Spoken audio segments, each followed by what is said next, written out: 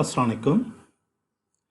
आज के इस वीडियो लेक्चर में हम एथनोग्राफिक रिसर्च के बारे में पढ़ेंगे। ये प्रेजेंटेशन 6 सेक्शन पर मुश्तमिल है। पहले सेक्शन में डेफिनेशन के बारे में बात की जाएगी, डेफिनेशन को एलैबोरेट किया जाएगा। सेकंड सेक्शन में बैकग्राउंड कुछ एथनोग्राफिक रिसर्च का बताया जाएगा, यानी ये ओरिजिनेट कहाँ से हुई। थर्ड जो सेक्शन है वो defining features of ethnography deal करेगा। चौथे सेक्शन में कुछ टाइप्स ऑफ एथनोग्राफीज डिस्कस की जाएंगी। फिफ्थ सेशन में उन प्रोसीजर्स के बारे में बात की जाएगी जो एथनोग्राफी कंडक्ट करने में यूज़ होते हैं। सिक्स सेक्शन और लास्ट सेक्शन जो है वो चैलेंजेस जो कि एथनोग्राफी कंडक्ट करने में फेस करने पड़ते हैं उनके बारे में डील करेगी। आगे मूव करने से पहले मैं एक्नॉलेज करना चाहता हूं कि इस प्रेजेंटेशन की तैयारी में कई रिसर्च आर्टिकल्स और बुक्स से मदद ली गई है। ताहम थियोरेटिकल मेथोडोलॉजिकल डिस्कशन के लिए प्रेसवेल की book qualitative inquiry and research design choosing among 5 approaches, इसके थर्ड और फोर्थ एडिशंस को ख़ास तौर पे लिखा गया है। मैं इन ऑथर्स का बहुत ज़्यादा शुक्रगुजार हूँ कि इनके वर्क ने मुझे ये प्रेजेंटेशन प्रिपेयर करने में मदद दी है। पहले सेक्शन से बात करते हैं डेफिनेशन। एथनोग्राफी है क्या? एथनोग्राफी एक क्वालिटेटिव रिसर्च डिज़ाइन है जो क्वालिटेटिव रिसर्चर को डिस्क्राइब और इंटरप्रेट करने में मदद देता है। Shared and learn patterns of values, behaviours, beliefs and language of culture sharing group. अच्छा, इसका और इससे पहले जो हमने पढ़ी हैं डिफरेंट रिसर्च डिज़ाइंस पढ़े हैं, उसका और एथनोग्राफी का उनसे बहुत फ़र्क है। मसलन अगर हम नैरेटिव रिसर्च की बात करें तो नैरेटिव रिसर्च का फोकस स्टोरीज है, यानी डाटा स्टोरीज की सूरत में कलेक्ट करना और उसे री स्टोरी करके प्रेजेंट कर देना, रिपोर्ट कर देना। फिनोमिनोलॉजी की तरफ देखें तो फिनोमिनोलॉजी का काम यह है कि वो लोगों के लिव्ड एक्सपीरियंसेस थ्रू इंटरव्यूज पता करके या दूसरे सोर्सेज ऑफ इंफॉर्मेशन यूज़ करते हुए लोगों के लिव्ड एक्सपीरियंसेस का पता लगाना और फिर उसके बाद उन लिव्ड एक्सपीरियंसेस का एसेंस जो है वो डिस्क्राइब कर देना। तो ये काम था फिनोमिनोलॉजी का। इसी तरह अगर हम ग्राउंडेड थ्योरी की बात करें तो ग्राउंडेड थ्योरी का काम ये है कि वो डाटा इंटरव्यू की सूरत में पार्टिसिपेंट से ले और फिर उसके बाद उस प्रोसेस एक्शन या इंटरएक्शन की थ्योरी डेवलप कर दे। केस स्टडी का इसके बाद हमने केस स्टडी पढ़ी। केस स्टडी का मतलब यह है कि हमने किसी केस की स्टडी करना होता है। एथनोग्राफी इन सब से मुख्तलिफ है। एथनोग्राफी का मकसद डिस्क्राइब करना है, इंटरप्रेट करना है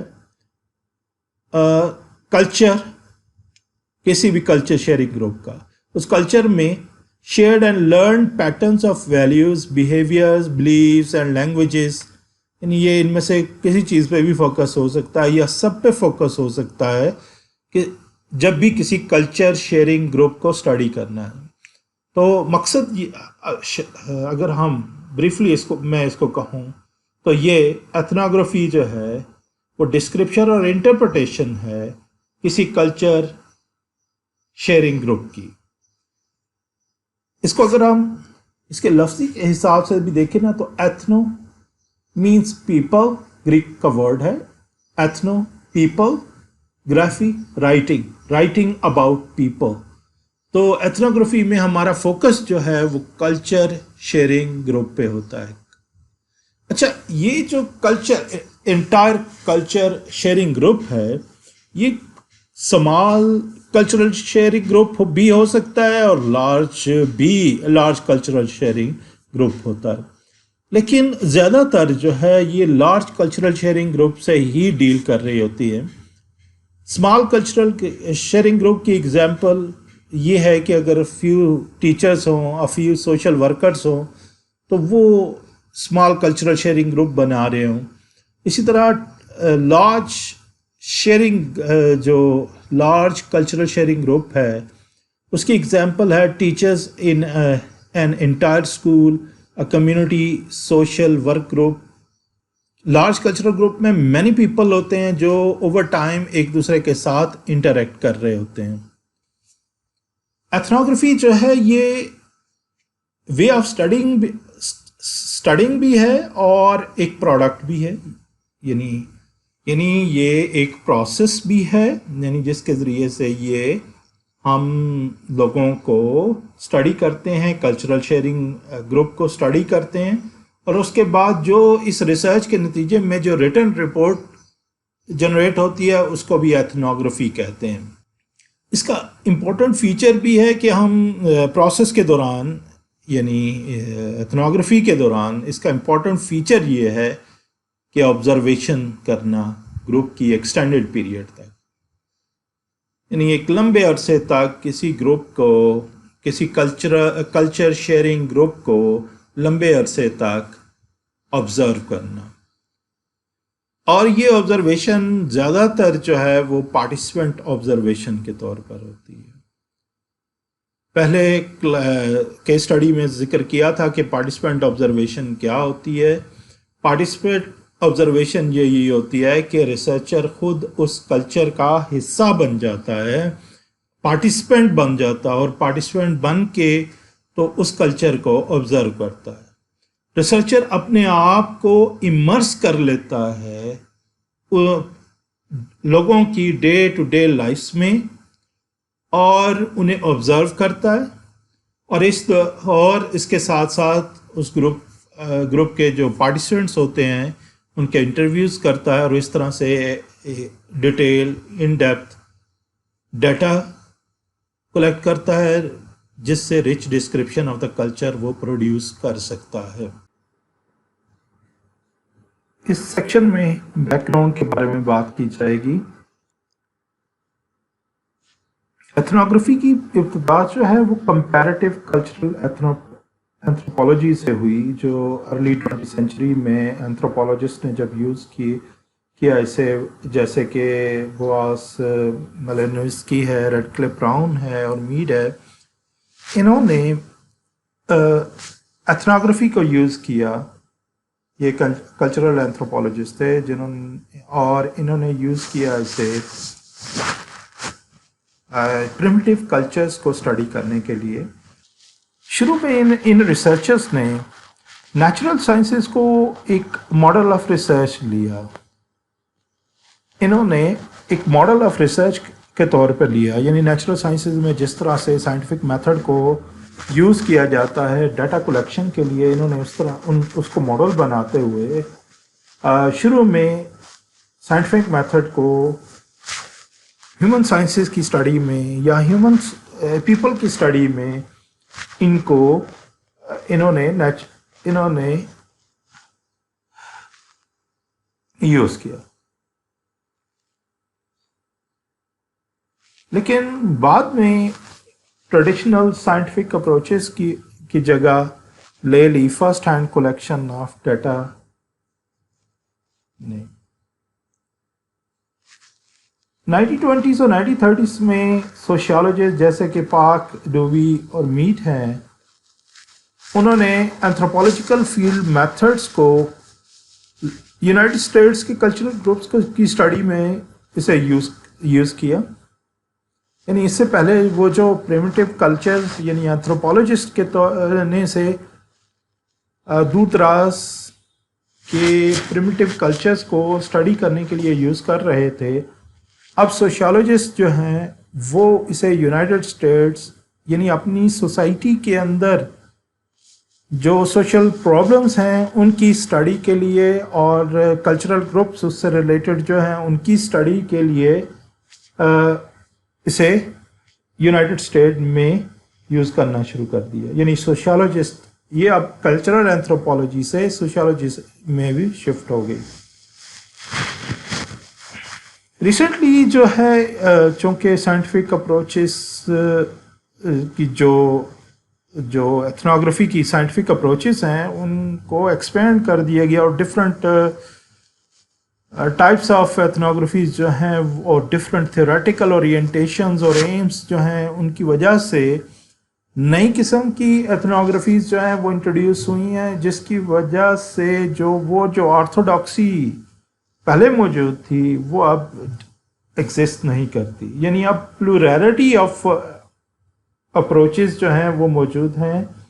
यानी अब कोई एथनोग्राफी किसी एक सिंगल वे से यानी जो साइंटिफिक वे से ही नहीं कंडक्ट की जाती, अब मल्टीपल वेज हैं।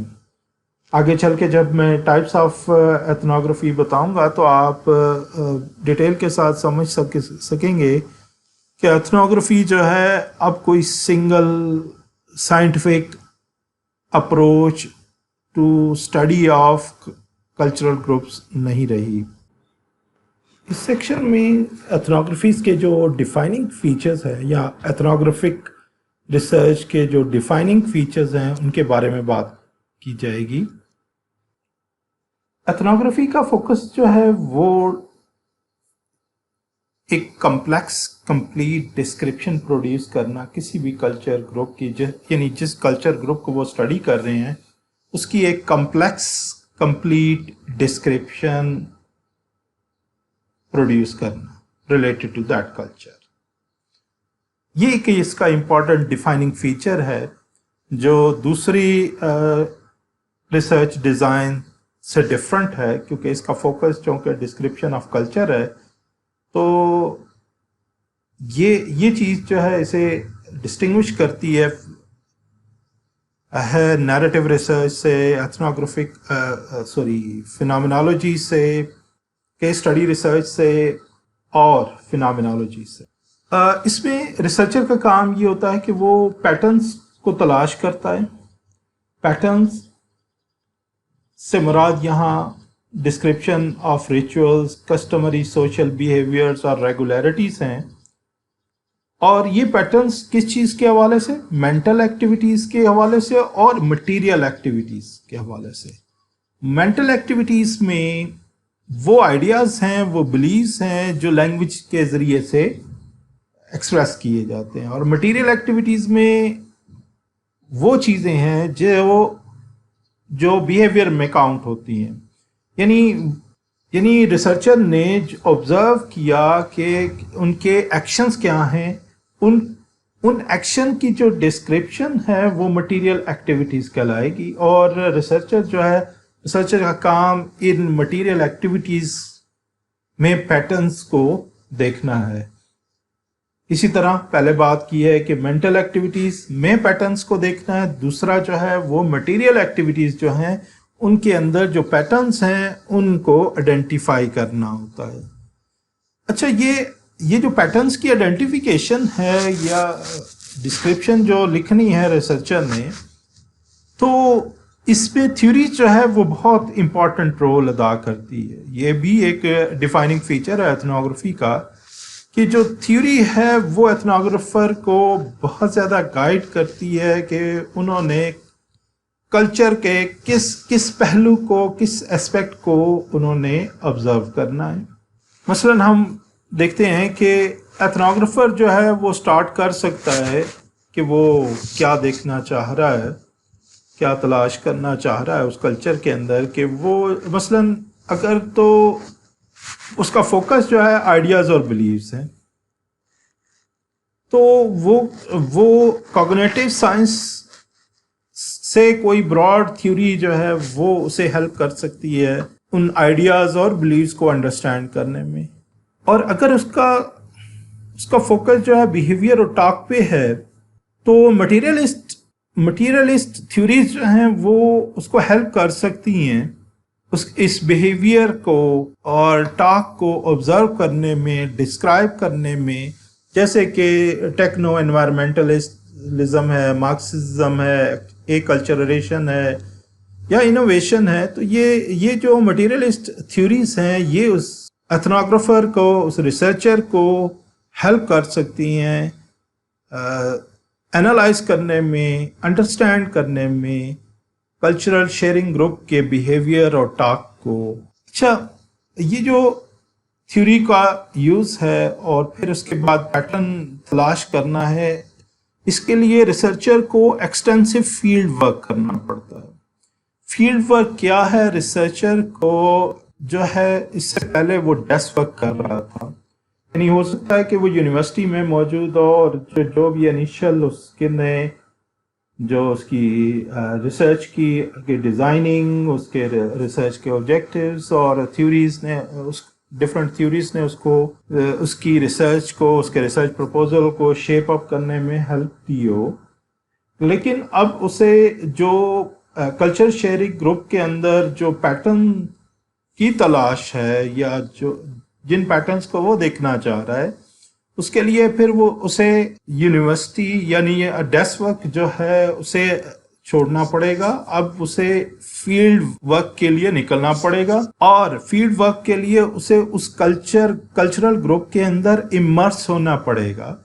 اس امرس ہونے کے نام کا دوسرا نام ہے ایکسٹینسو فیلڈ ورک. ریسرچر جو ہے اس فیلڈ ورک کے دوران اس کلچر کے اندر رہتا ہے، اپنے آپ کو امرس کرتا ہے، اور ساتھ ساتھ وہ جو ہے زیادہ تر پارٹیسپینٹ آبزرویشن ہوتی ہے، آبزرویشن کرتا ہے، وہ انٹرویوز کے ذریعے سے ڈیٹا کلیکٹ کرتا ہے، سمبلز اور آرٹیفیکٹس کو جو ہے انہیں بھی سورسز آف انفارمیشن یا ایویڈنس کے طور پر لیتا ہے، اور اس طرح سے یہ ایکسٹینسو رچ ڈیٹا جو ہے وہ اس فیلڈ ورک سے کلیکٹ کرتا ہے. اس نے ڈیٹا اینالائز کرنا ہے، تو اینالائز کرنے کے لیے اس کے پاس دو طریقے ہیں.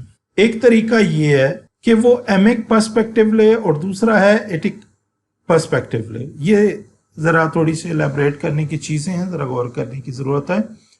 ایمک پرسپیکٹو کیا ہے؟ ایمک پرسپیکٹو یہ ہے کہ ان سائڈر پرسپیکٹو، جس میں پارٹیسپینٹس کے جو ویوز ہیں ریسرچر ان پہ ریلائی کرتا ہے، اور ان سے جب اپنی رپورٹ میں ان کے وربٹم کوٹس ہیں ان کو یوز کرتا ہے، اور ان کے پرسپیکٹو کو، ان کے ویوز کو الیبریٹ کرتا ہے، بتاتا ہے. نیکسٹ جو اس کا ٹاسک ہوتا ہے وہ یہ ہوتا ہے کہ وہ سنتھسائز کرے ڈیٹا کو، یعنی جو پرسپیکٹو پہلے اس نے ڈسکرائب وربٹم کوٹس کے ذریعے سے ڈسکرائب کیے ہوتے ہیں، اب اس کا کام یہ ہے کہ ان کو سنتھسائز کرے سائنٹیفک پرسپیکٹو یوز کرتے ہوئے. اپنی وہ جو تھیوریز اس نے پہلے سے یوز کی ہیں اس کو یوز کرتے ہوئے اس ڈیٹے کو فلٹر کرے، اور پھر اوورآل اس سے کوئی cultural interpretation.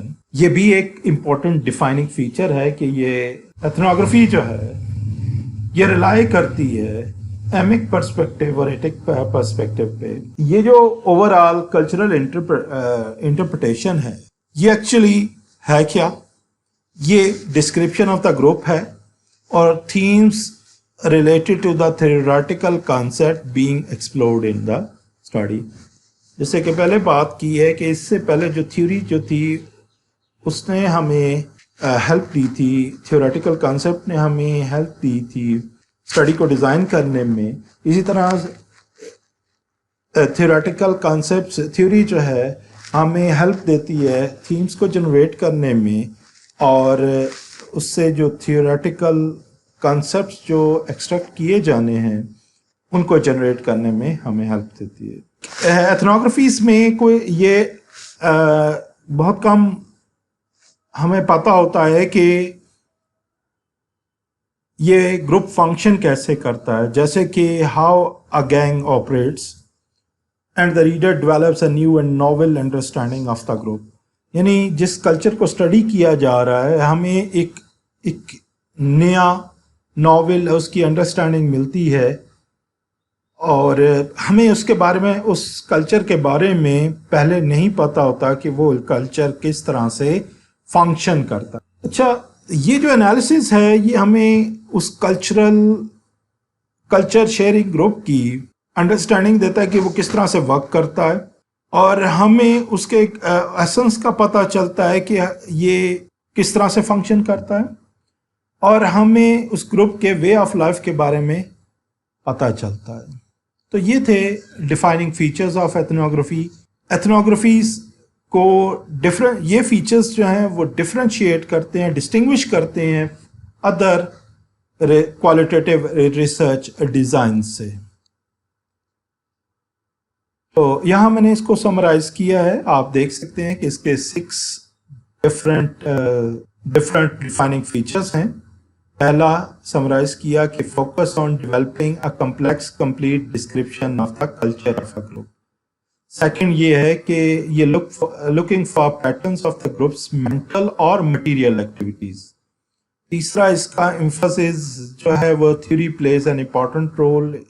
Definitely ethnographic research में थ्योरी प्लेज एक इम्पॉर्टेंट रोल अदा करती है, जो कि इसका एक डिफाइनिंग फीचर है। इसी तरह जैसे कि पहले कहा कि ये फोर्थ जो इसका पॉइंट है वो एक्सटेंसिव फील्ड वर्क इसका डिफाइनिंग फीचर है।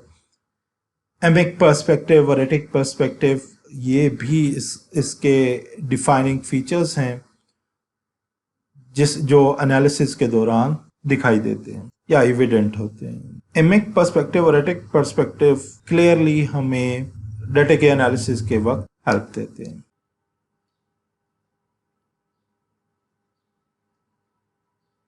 फोर्थ सेक्शन में टाइप्स ऑफ एथनोग्राफीज को डिस्कस किया जाएगा।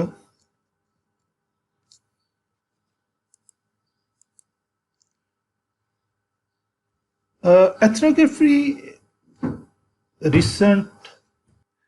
करंटली एथनोग्राफी की कई किस्में हैं, जैसे कि कन्फेशनल एथनोग्राफी है, लाइफ हिस्ट्री है, ऑटो एथनोग्राफी है, फेमिनिस्ट एथनोग्राफी है, एथनोग्राफिक नॉवेल्स हैं और विजुअल एथनोग्राफी है।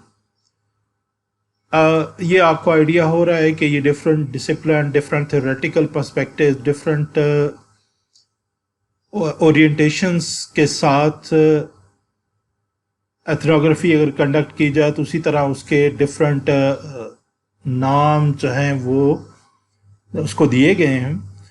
इस प्रेजेंटेशन में दो पॉपुलर जो एथनोग्राफी की फॉर्म्स हैं या एथनोग्राफी की टाइप्स हैं उनको डिस्कस किया जाएगा। पहली है द रियलिस्ट एथनोग्राफी और दूसरी है द क्रिटिकल एथनोग्राफी। तो देखते हैं बारी बारी इनको। द रियलिस्ट एथनोग्राफी है क्या? ये ट्रेडिशनल अप्रोच थी जो कल्चरल एंथ्रोपोलॉजिस्ट ने इसको पॉपुलराइज किया और इसको यूज किया। Realist ethnography actually objective account of the situation है। ये third person point of view से लिखी जाती है और इंफॉर्मेशन जो पार्टिसिपेंट से जो कि एक साइट पर मौजूद होते हैं उनसे इंफॉर्मेशन जो गेन की जाती है उसको ऑब्जेक्टिवली रिपोर्ट कर दिया जाता है। इसकी इंपॉर्टेंट कैरेक्टरिस्टिक ये है कि ये third person dispassionate voice use की जाती है। इसमें एथनोग्राफर या रिसर्चर जो है वो बैकग्राउंड में रहता है और एक ऑमनिसेंट रिपोर्टर के तौर पर, एक ऑल नोइंग रिपोर्टर के तौर पर वो फैक्ट्स को जो उसने ऑब्जर्व किया कल्चर शेयरिंग ग्रुप में इमर्शन के दौरान वो उनको फैक्ट्स के तौर पर प्रेजेंट कर देता है। अच्छा, ये जो भी डाटा है इसको बड़े ही मेजर्ड स्टाइल में, अनकंटेमिनेटेड मेजर्ड स्टाइल में डिस्क्राइब करता है और उसकी कोशिश ये होती है कि उसके जो पर्सनल बायसनेस है, जो उसके पॉलिटिकल गोल्स हैं और जजमेंट जो है वो उसके रिपोर्टिंग ऑफ ऑब्जेक्टिव डाटा है उसको कंटेमिनेट ना करे। अब रिपोर्टिंग के लिए दो तरीके यूज कर सकता है ये रियलिस्ट एथनोग्राफर।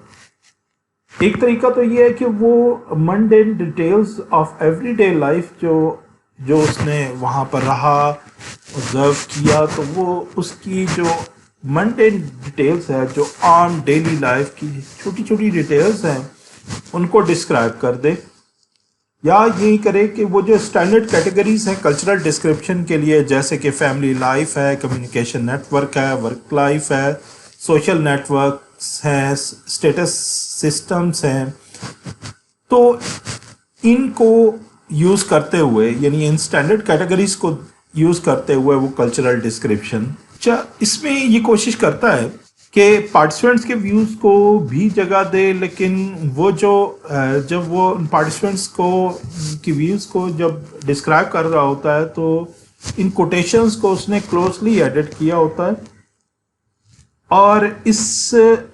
کلچر کی انٹرپریٹیشن پریزنٹیشن جو ہے اس پہ فائنل ورڈ ایتھنوگرافر کا ہی ہوتا ہے۔ تو اب تک آپ نے دیکھا ہے کہ وہ اب تک جتنی بھی چیزیں ہیں وہ اس میں وہ third person dispassionate voice use کر رہا ہے، لیکن جب اس کلچر کی انٹرپریٹیشن کی بات آتی ہے تو وہاں پر ایتھنوگرافر جو ہے اس کا رول اس ایتھنوگرافی کی پریزنٹیشن میں آ جاتا ہے۔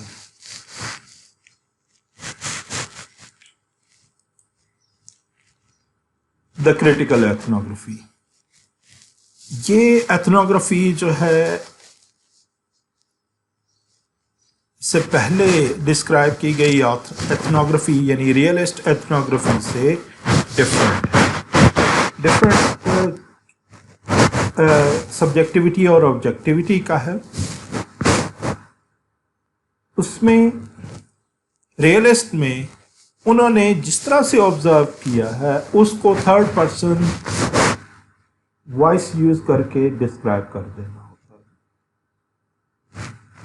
یہ اس میں آتھر جو ہے، یہ ایتھنوگرافر جو ہے جس نے اس ایتھنوگرافک ریسرچ کو کنڈکٹ کیا ہے، وہ ایک ایجنڈے کے ساتھ اس ریسرچ کو کنڈکٹ کرتا ہے۔ اس کا مطلب یہ ہوا کہ وہ ریسرچ یہ جو ٹائپ آف ایتھنوگرافی ہے یہ سبجیکٹیو ہوتی ہے۔ کیوں کہ ریسرچر چاہتا ہے کہ کسی ایک گروپ، مارجنلائزڈ گروپ کو ایمینسیپیٹ کرنا چاہتا ہے، ان کو وائس دینا چاہتا ہے through his or Hare research. یہ اپروچ جو ہے یہ ہماری کرنٹ سوسائٹی کے رسپانس میں اوریجنیٹ ہوئی ہے، اور اس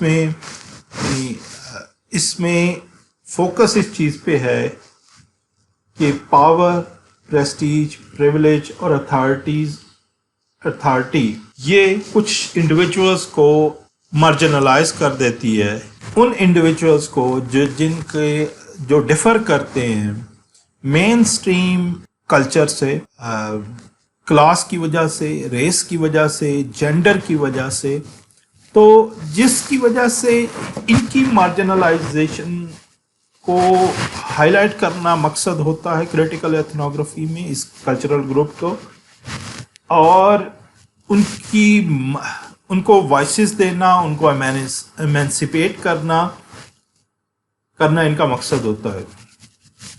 کریٹیکل ایتھنوگرافی کا فوکس بھی ان ایشوز کو اسٹڈی کرنا ہوتا ہے، جیسے کہ پاور ہے، امپاورمنٹ ہے، انیکوٹی ہے، ڈومینس ہے، ریپریشن ہے، ہیجمنی ہے اور وکٹمائزیشن ہے۔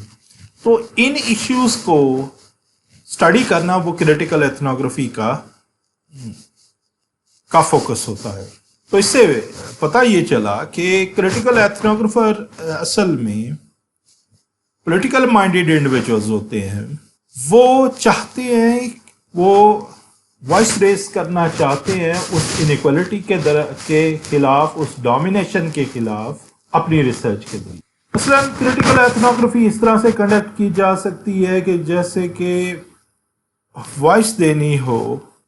اچھا، اس میں مثال کے طور پر ہم دیکھ سکتے ہیں کہ کریٹیکل ایتھنوگرافر یہ اسٹڈی کرتے ہیں یا اسٹڈی کر سکتے ہیں ان سکولز کی جہاں پر کچھ اسٹوڈنٹس کو پریویلیج دی جاتی ہے اور کچھ اسٹوڈنٹس کو مارجنلائز کیا جا سکتا ہے، یا ان کاؤنسلنگ سروسز کو، کاؤنسلنگ پریکٹسز کو دیکھ سکتے ہیں جہاں پر کچھ اسٹوڈنٹس کی نیڈس جو ہیں، خاص طور پہ مارجنلائز گروپ سے جو اسٹوڈنٹس بلانگ کرتے ہیں، ان جو نیڈس ہیں ان کو اوور لک کیا جا رہا ہوتا ہے. ان کو اسٹڈی کرنا کریٹیکل ریسرچرز یا کریٹیکل ایتھنوگرافر کا کام ہے. اچھا، اس کا کریٹیکل ایتھنوگرافی کا اب تک آپ کو اس کا علم ہو ہی کیا ہوگا کہ کریٹیکل ایتھنوگرافی کا میجر کمپوننٹ یہی ہے کہ اس کی ویلیو لیڈن اورینٹیشن ہوتی ہے. اس کا مقصد امپاور کرنا ہوتا ہے کچھ لوگوں کو یا کچھ گروپس کو، تاکہ انہیں مور اتھارٹی مل سکے، تاکہ وہ چیلنج کر سکیں اسٹیٹس کو اور ایڈریس کر سکے پاور اور کنٹرول کے جو ان کے ایشوز ہیں ان کو ایڈریس کیا جا سکے. تو کریٹیکل ایتھنوگرافی اس حوالے سے ایک امپورٹنٹ اپروچ ہے، امپورٹنٹ ٹائپ ہے ایتھنوگرافی کی، اور جو کلیئرلی پوسٹ ماڈرنسٹ پرسپیکٹو سے ہے. آپ لوگوں نے پہلے اس سے پوسٹ ماڈرنسٹ پرسپیکٹوز پڑھے ہیں، تو آپ کو کلیئرلی پتہ چل رہا ہوگا کہ یا کریٹیکل تھیوری کے جو پرسپیکٹو ہیں وہ آپ نے پڑھے ہیں. تو اس کی الائنمنٹ جو ہے وہ کریٹیکل تھیوری کے ساتھ اور پوسٹ ماڈرنسٹ پرسپیکٹوز کے ساتھ کلیئرلی الائن ہے. اس سیکشن میں procedures for conducting an ethnography discuss کیے جائیں گے. اس بک کا جو لیٹسٹ ایڈیشن ہے وہ ایتھنوگرافک ریسرچ کو کنڈکٹ کرنے کے لیے 8 سٹیپس بتاتا ہے. پہلا سٹیپ یہ ہے کہ ڈٹرمن کریں کہ ایتھنوگرافی جو ہے وہ موسٹ سوٹیبل ہے اس ریسرچ پرابلم کو جو آپ سٹڈی کرنے جا رہے ہیں، یعنی آپ کے جو ریسرچ آبجیکٹیوز ہیں کیا وہ میچ کرتے ہیں اس پرٹیکولر ریسرچ اپروچ کے ساتھ. اگر وہ میچ کرتے ہیں، مثلاً اس کا فوکس جو ہے وہ کلچر کی سٹڈی ہے، یہ کلچرل گروپ کی سٹڈی ہے، تو اگر آپ کی سٹڈی کا کوئی فوکس جو ہے وہ کلچرل گروپ کے ساتھ ہے، کلچر کی سٹڈی ہے، تو پھر یہ the most suitable research approach ہوگی.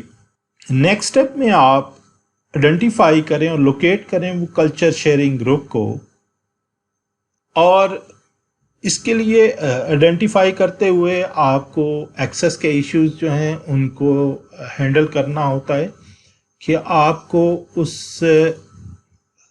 یہ ضروری ہے کوالٹیٹیو ریسرچ میں خاص طور پہ کہ ضروری یہ ہوتا ہے کہ آپ کو اس ایکسیس ریکوائرڈ ہوتی ہے اس کلچرل گروپ تک جن سے آپ نے ڈیٹا کلیکٹ کرنا ہے تھرو پارٹیسپیشن یا تھرو انٹرویوز. اس کے بعد آپ کو کلچرل تھیمز، ایشوز یا تھیوریز جو ہیں جو اسٹڈی کرنی ہے اس گروپ کے حوالے سے ان کو سلیکٹ کرنا ہوتا ہے. یہ ایکچولی تھیوری سلیکشن کا کام ہے، یعنی آپ کو لٹریچر ریویو کنڈکٹ کرنا پڑتا ہے اور آپ کو اس میں سے کلچرل تھیمز، ایشوز یا تھیوریز جو ہیں وہ آئیڈینٹیفائی کرنی پڑتی ہیں، سلیکٹ کرنی پڑتی ہیں، جو کہ آپ کی ریسرچ کو اورینٹ کر دیتی ہے. اورینٹنگ فریم ورک ہوتے ہیں، یہ آپ کی اسٹڈی کو ڈائریکٹ کر دیتے ہیں ایک پرٹیکولر ڈائریکشن میں. اس سے آپ کو جو نیکسٹ اسٹیپ ہے اس میں آپ کو یہ ڈٹرمن کرنا ہوتا ہے کہ آپ کو کون سی ٹائپ آف ایتھنوگرافی جو ہے وہ یوز کرنی ہے ان کلچرل کانسیپٹس کو یوز کرنے کو اسٹڈی کرنے کے لیے. اگر تو آپ صرف پھر اس کے بعد آپ کو فیلڈ ورک کرنا پڑتا ہے، extensive field work. Extensive field work کے لیے آپ کو اس کلچر اس کانٹیکسٹ میں رہنا پڑتا ہے. فار ایگزامپل اگر آپ پارٹیسپینٹ آبزرویشن کر رہے ہیں تو آپ کو اس کلچر میں امرس ہونا پڑتا ہے اور وہاں سے آپ کو ڈیٹا گیدر کرنا پڑتا ہے تاکہ آپ انڈرسٹینڈ کر سکیں ان ڈیپتھ کہ کس طرح سے وہ کلچر ورک کرتا ہے. اس کے بعد نیکسٹ اسٹیپ میں آپ کو اوور آل کلچرل انٹرپریٹیشن جو ہے जनरेट करनी होती है उस ग्रुप के बारे में जो और ये किस तरह से की जाती है कि जब आपने जो डाटा फील्ड वर्क के दौरान कलेक्ट किया था थ्रू पार्टिसिपेंट ऑब्जर्वेशन या थ्रू इंटरव्यूज़ या आर्टिफैक्ट्स को एनालाइज किया था, कल्चरल आर्टिफैक्ट्स भी एनालाइज किए जाते हैं एथनोग्राफिक रिसर्च में। तो आप जब एथनोग्राफिक रिसर्च कंडक्ट करते हैं तो उन सोर्सेज से जो आपने डाटा कलेक्ट किया होता है ड्यूरिंग योर फील्ड वर्क, तो अब आप उस डाटे की एनालिसिस से एक ओवरऑल कल्चरल इंटरप्रिटेशन जो है वो जनरेट करते हैं। नेक्स्ट स्टेप में आप एक होलिस्टिक कल्चरल पोर्ट्रेट क्रिएट करते हैं और ये एक आपकी रिपोर्ट की सूरत में होता है और इस रिपोर्ट को आप डिसेमिनेट कर देते हैं कि वो ये कल्चरल पोर्ट्रेट जो है असल में patterns of culture sharing group पे बेस करती है। नेक्स्ट आपको ये करना है कि आप ये जो पैटर्न्स ऑफ द कल्चर है, कल्चर शेयरिंग ग्रुप है जो आपने आइडेंटिफाई किए हैं, अब थ्रू डाटा एनालिसिस आप उनको रिटन फॉर्म में या परफॉर्मेंस के फॉर्मेट में उसको प्रेजेंट कर देते हैं ऑडियंस के लिए और इस तरह से एथनोग्राफी का 8 जो स्टेप्स हैं वो मुकम्मल हो जाते हैं। अब इन्हीं 8 स्टेप्स को फर्दर इलेबोरेट करते हैं, point by point step by step चलते हैं। तो सबसे पहला था कि determine if ethnography is the most appropriate design. तो ये बड़ी इंपॉर्टेंट चीज़ है। सबसे पहला ही हमें इस चीज़ का ख्याल रखना है कि क्या जो हमारी रिसर्च प्रॉब्लम है, जो हमारे रिसर्च ऑब्जेक्टिव हैं, वो एथनोग्राफिक रिसर्च मेथड्स के साथ मैच करते भी हैं या नहीं है। अगर हम देखें कि नैरेटिव रिसर्च से कंपेयर करें तो नैरेटिव रिसर्च में हमारी रिसर्च प्रॉब्लम्स या हमारे ऑब्जेक्टिव्स जो हैं वो कुछ इस तरह से होते हैं कि हम चाहते हैं कि हम पार्टिसिपेंट्स की स्टोरीज़ को सुनें और उन स्टोरीज़ को रीस्टोरी करके रिपोर्ट करें। तो नैरेटिव रिसर्च का जो फोकस है वो डिफरेंट है। इसी तरह फिनोमिनोलॉजी में हमारा फोकस ये होता है कि हम डिस्क्राइब करें पार्टिसिपेंट्स के पर्सपेक्टिव्स को, लिव्ड एक्सपीरियंसेस को के एसेंस को डिस्क्राइब करें। अब ग्राउंडेड थ्योरी में इस डिफरेंट फोकस होता है। ग्राउंडेड थ्योरी में फोकस इस चीज पे होता है कि हम कोई थ्योरी डेवलप करना चाहते हैं किसी एक्शन की, इंटरएक्शन की या प्रोसेस की, जबकि केस स्टडी में हमारा फोकस जो है वो स्टडी करना होता है in depth real life situation, current situation का कोई केस होता है जिसको हमने इन डेप्थ डाटा कलेक्शन से स्टडी करना हो। जबकि अगर हमारा फोकस ये है कि हम किसी कल्चर शेयरिंग ग्रुप को स्टडी करना है या कल्चर ऑफ ग्रुप स्टडी करना है, तो हमारे लिए एथनोग्राफी जो है वो the most suitable, the most appropriate research design होगा। अगर हमने ये तय कर लिया है तो फिर नेक्स्ट स्टेप में हमें आइडेंटिफाई करना है और लोकेट करना है उस कल्चर शेयरिंग ग्रुप को ताकि हम स्टडी कर सके। ये कल्चर शेयरिंग ग्रुप के लिए एक शर्त ये तकरीबन कही जाती है कि वो एक्सटेंडेड पीरियड ऑफ टाइम तक वो इकट्ठे रहे हों। जब मेंबर्स जो हैं एक्सटेंडेड पीरियड ऑफ टाइम तक रहते हैं तो उसकी वजह से क्या होता है कि उनकी लैंग्वेज जो है वो शेयर्ड हो जाती है, उनके बिहेवियर जो हैं वो शेयर्ड हो जाते हैं और एटीट्यूड जो है वो एक जैसे या उनके अंदर कुछ पैटर्न्स जो हैं वो इमर्ज होना शुरू हो जाते हैं। ये कल्चर जो है जरूरी नहीं कि मेन स्ट्रीम का कल्चर हो, ये कोई मार्जिनलाइज्ड कल्चरल ग्रुप भी हो सकता है किसी भी सोसाइटी का। नेक्स्ट हम यूं करते हैं कि कोई कल्चरल थीम्स या इश्यू जो हमने स्टडी करना है उस ग्रुप के हवाले से उनको हम सिलेक्ट कर लेते हैं। اچھا، ان تھیمز، ایشوز اور تھیوریز کا ہمیں کیا فائدہ ہوتا ہے؟ اس سے ہمیں یہ پتا چلتا ہے، اس سے ہمارا جو فریم ورک جس کو ہم نے اسٹڈی کرنا ہے کلچر شیئرنگ گروپ کا، وہ فریم ورک ہمیں مل جاتا ہے، جس کو اورینٹنگ فریم ورک کہہ رہے ہیں یہاں پہ۔ دوسرا اس کا فائدہ یہ ہے کہ جب ہم نے ڈیٹا کلیکٹ کر لیا تو اس کا جو انالیسس ہے اس کو بھی ہیلپ کرتا ہے، یہ جو بیسک جو ہم نے کہا تھیمز، ایشوز یا تھیوریز جو ہم نے لٹریچر ریویو کے ذریعے سے حاصل کی ہوتی ہیں، یہ تھیمز، یہ ایشوز، یہ تھیوریز جو ہے یہ ان ٹاپکس پہ ہو سکتی ہیں، جیسے کہ enculturation, socialization, learning, cognition, domination, inequality اور چائلڈ اینڈ اڈلٹ ڈیولپمنٹ۔ اسے کوئی بھی لٹریچر کہیں یہ جو ہے ہمیں ہیلپ کر سکتا ہے، لیکن بات وہی ہے کہ یہ جو تھیمز یا ایشوز یا تھیوریز ہیں ان کا فوکس کلچر پہ ہونا چاہیے۔ ریسرچر نے جب فیلڈ ورک کرنا ہے تو سب سے پہلے وہ آرڈینری سیٹنگز میں ان لوگوں کو یا اس گروپ کو جو اس کے پارٹیسپینٹس ہیں ان کو آرڈینری سیٹنگز میں انٹریکٹ کرتے ہوئے ایگزامن کرتے۔ جب وہ پارٹیسپینٹ آبزرور ہوتا ہے تو وہ ان کو آبزرو کرتا ہے، اور اس سے لائف سائیکل جو ہے، ان کے ایونٹس جو ہیں اور جو کلچرل تھیمز ہیں ان کے پیٹرنز کو وہ ڈسسرن کرنا چاہتا ہے، اس میں سے ایکسٹریکٹ کرنا چاہتا ہے۔ یعنی آئیڈینٹیفیکیشن، اصل تو مقصد یہ ہے اس کا کہ وہ ان پیٹرنز کو آئیڈینٹیفائی کرے جو ان کے لائف سائیکلز میں، ان کے ایونٹس میں یا کلچرل تھیمز میں موجود ہیں،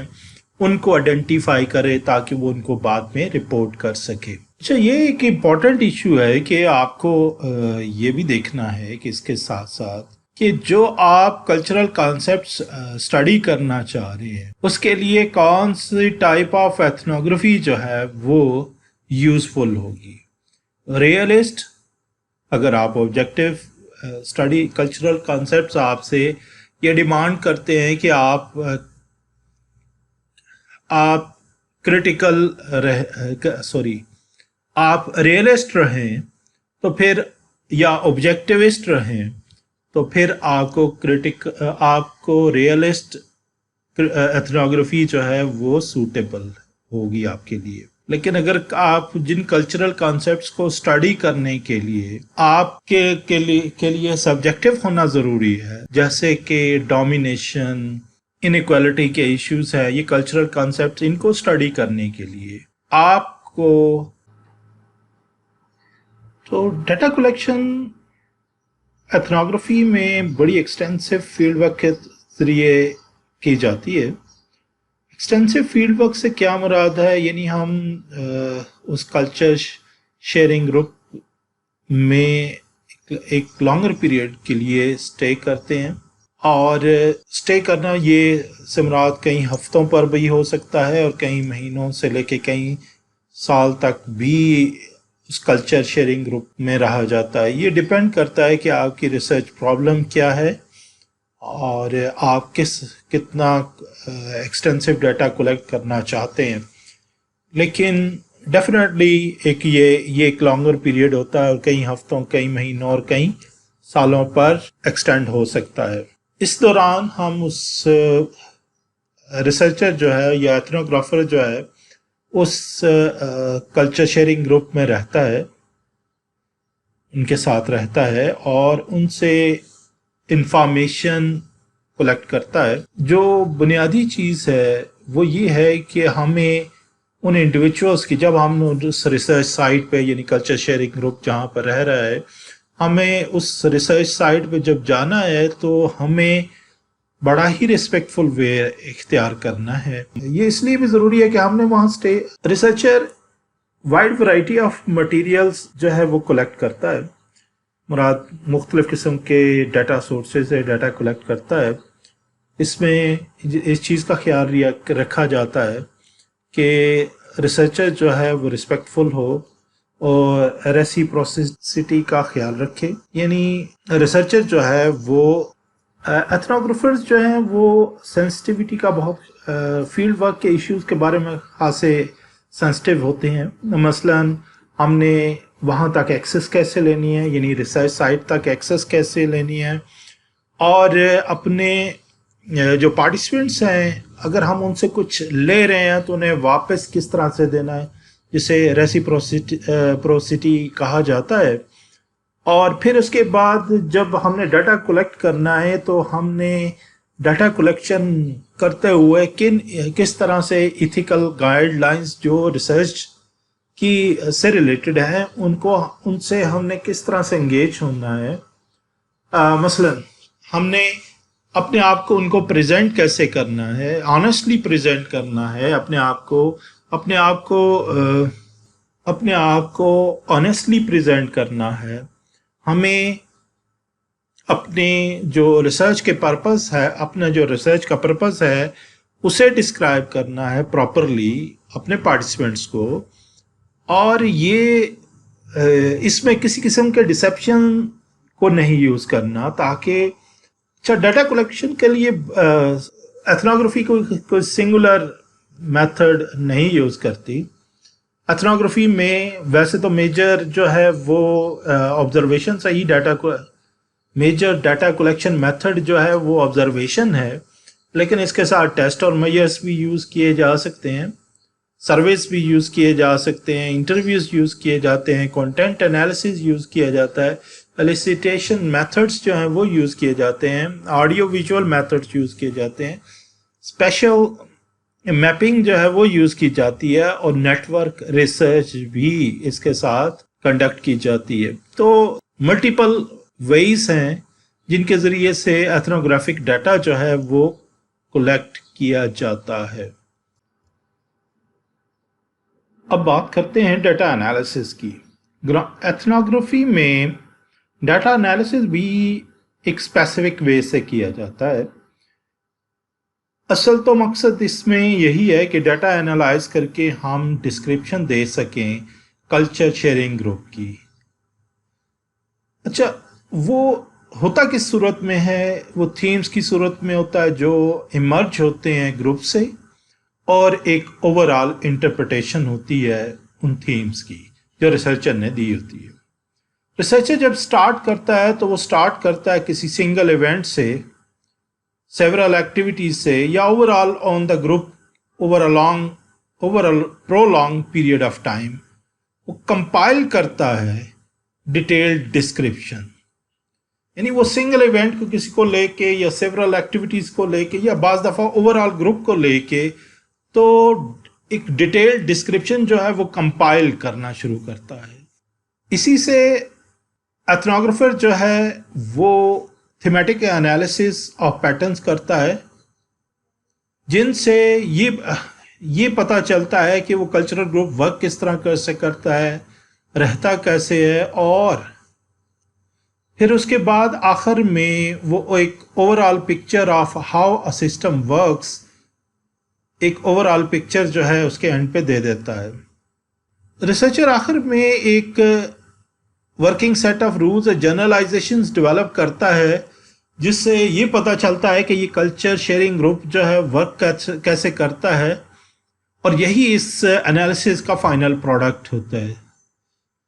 अब इसी को दूसरा नाम दिया जाता है holistic cultural portrait of the group.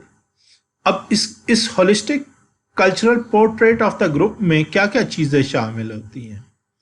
जैसे कि पहले जिक्र किया था कि एमिक और एटिक पर्सपेक्टिव्स इसके अंदर शामिल होते हैं।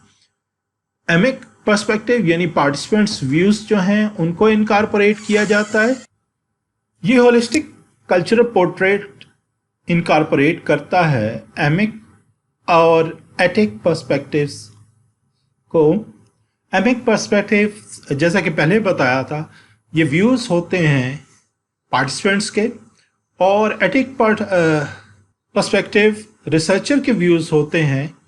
इसके अलावा इसमें रिसर्चर अगर क्रिटिकल एथनोग्राफी लिख रहा है तो वो ये भी शामिल किया कर सकता है कि किस तरह से اس گروپ کی نیڈز کو، کلچرل نیڈز کو ایڈریس کرنے کے لیے سوسائٹی میں کس طرح سے چینج لایا جانا چاہیے. تو ایتھنوگرافی کا جو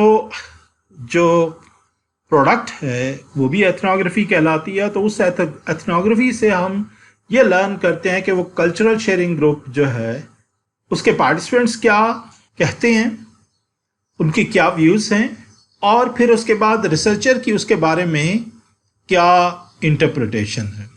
اس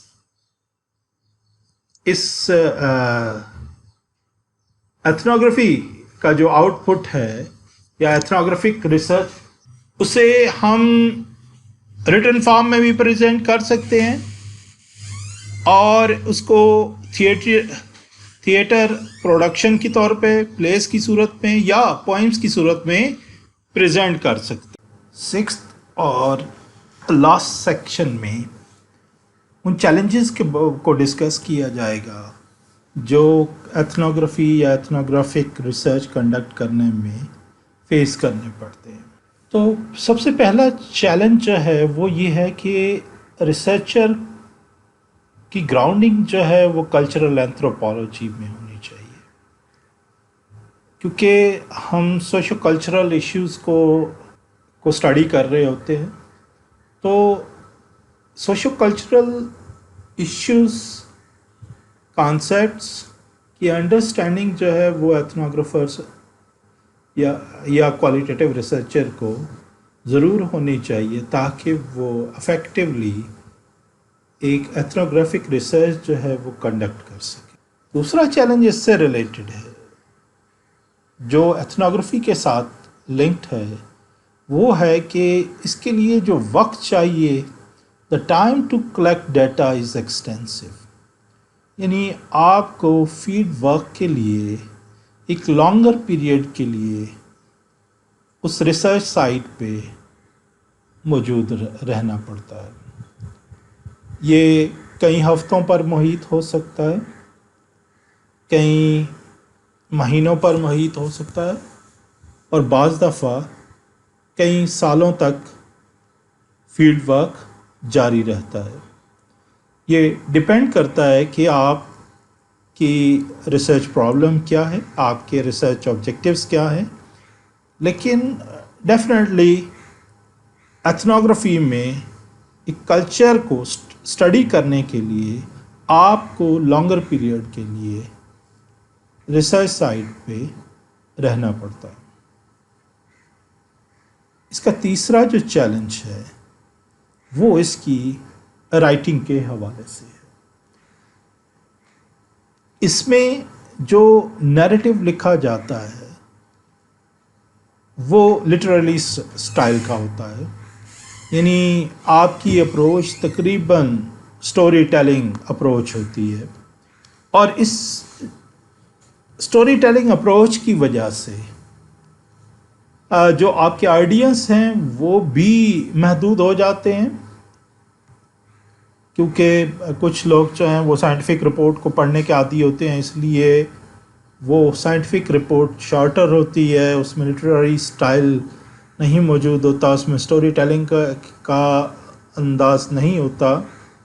ایتھنوگرافک ریسرچ زیادہ تر جو ہے بک فارم میں ہی پبلش ہوتی ہے. اس کی وجہ وہی ہے کہ چونکہ آپ نے اگر ایکسٹینسو فیلڈ ورک کیا ہے تو آپ کے پاس انارمٹی آف ڈیٹا ہے، آپ کے پاس ہیوج ڈیٹا ہے جس کو آپ نے پریزنٹ اگر کرنا ہے تو اس کے لیے آپ کو بک فارم میں ہی پریزنٹ کیا جانا جو ہے. لیکن ایتھنوگرافک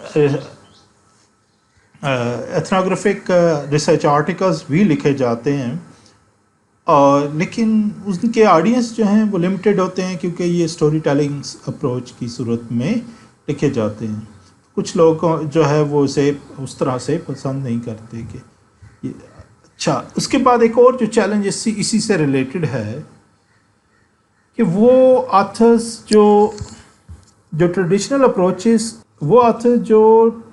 اپروچز یعنی سائنٹیفک میتھڈس سے لکھنے کے عادی ہوتے ہیں، سائنٹیفک وے سے ریسرچ رپورٹ لکھنے کے عادی ہیں، ان کے لیے یہ اپروچ اپنانا، اس اپروچ میں اپنی فائنڈنگز جو ہیں وہ پریزنٹ کرنا وہ ایک چیلنجنگ ٹاسک ہوتا ہے۔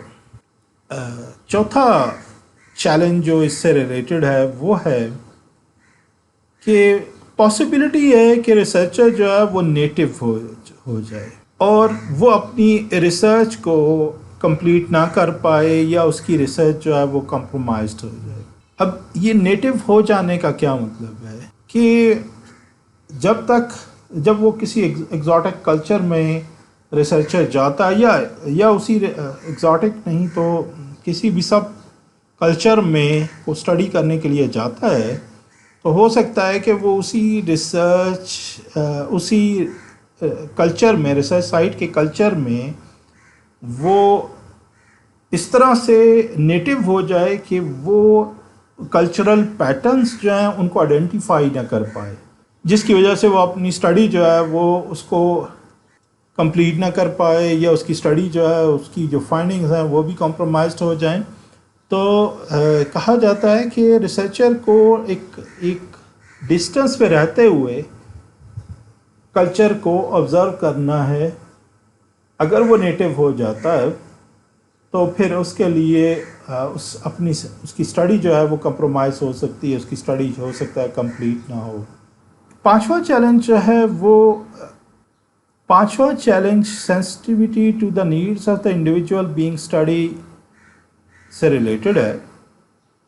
وہ اس طرح سے کہ جن انڈیویجولس کو ہم اسٹڈی کر رہے ہیں، یعنی جس کلچرل گروپ کو ہم اسٹڈی کر رہے ہیں، ہمیں اس کلچر کی نیڈس کے بارے میں سینسٹیوٹی ہونی چاہیے۔ جیسے کہ پہلے ذکر کیا کہ ہمیں رسپیکٹفل ہونا چاہیے، ہمیں ایکسس جو ہے وہ ان کی پرمیشن سے اور ایتھیکل گائیڈ لائنس کو مد نظر رکھ کے ایکسس اس ریسرچ سائٹ تک لینی چاہیے۔ ریسرچر کو اس طرح سے بھی یہ بھی خیال کرنا پڑتا ہے کہ اس نے جو اس کی موجودگی کی وجہ سے اس ریسرچ سائٹ پہ اور ان لوگوں پر جو امپیکٹ پڑا ہے اس کی میئر پریزنس کی وجہ سے، تو اس کو بھی چونکہ اس نے رپورٹ کرنا ہے تو اس لیے ریسرچر کو بڑے ہی سینسٹیو ہونا پڑتا ہے اور ان چیزوں کا خیال رکھنا پڑتا ہے کہ کس طرح سے اس کی پریزنس سے ان لوگوں پر اور اس پلیس پر کیا اثر پڑا ہے۔